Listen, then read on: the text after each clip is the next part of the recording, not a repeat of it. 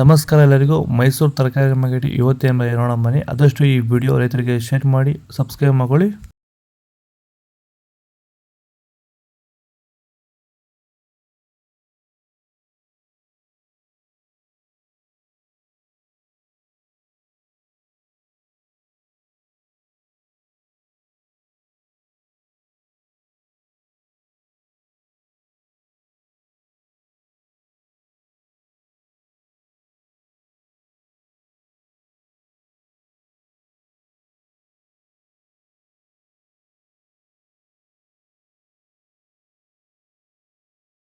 Sir, ಈ beans ಬೆಳೆಗೆ ನೀವು ಯಾವ ರೀತಿ ಮೇಂಟೆನೆನ್ಸ್ ಮಾಡ್ತಾ ಇದ್ದೀರಾ ಸರ್ ನೀವು?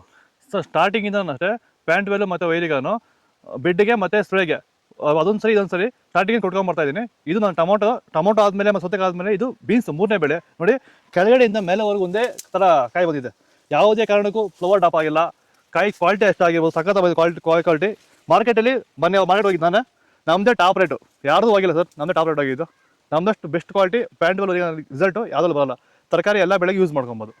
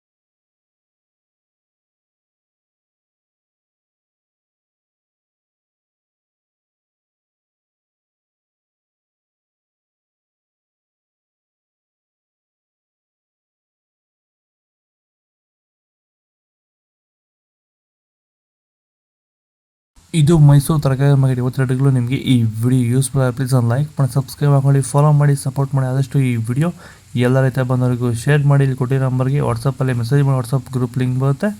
ಪ್ರತಿಯೊಬ್ಬರು ಜಾಯ್ನ್ ಆಗಿ ಫಾಲೋ ಮಾಡ್ತಾಯಿರಿ, ಸಪೋರ್ಟ್ ಮಾಡಿ. ಜೈ ಜವಾನ್ ಜೈ ಕಿಸಾನ್, ಫಾಲೋ ಮಾಡಿ.